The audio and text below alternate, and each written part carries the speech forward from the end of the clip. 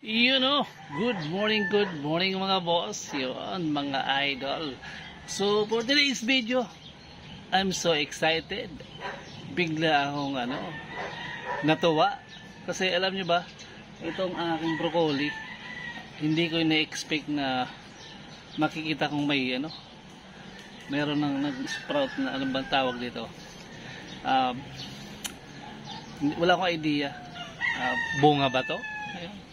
So, yun. Tingnan natin. Kasi, starting nung kinuha ko to, December, January, February, March, 3 months. Diba? 3 months. Tama ba yun? November. November, December, January, February, March. 4 na buwan, mga boss. So, ngayon, nakita ko, ngayon, habang tinitingnan ko yung mga broccoli ko, mga boss. Eto, may nakita ko. Papakita ko sa inyo. May bunga na siya or ewan ko anong tawag dito. So yun, broccoli na siya. Ayan sa babaw. Ayan di ba? Anong tawag niyo diyan? Dahon ba yan o ano?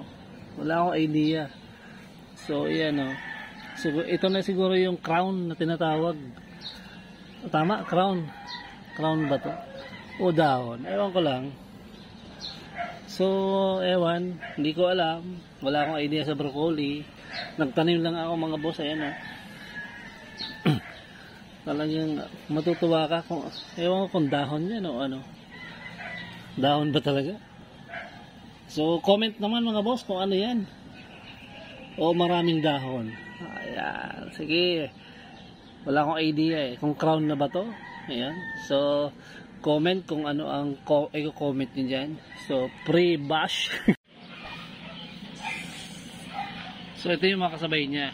Ito yung dahon niya, di ba? So, kaya wala, ini-expect ko bunga ba ito? Ito yung crown sa ibabaw.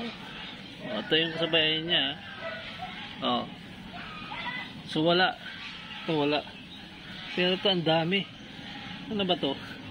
Dahon or crown? So, comment nyo mga boss. Thank you, boss. Comment na lang kayo. Ayan. Thank you.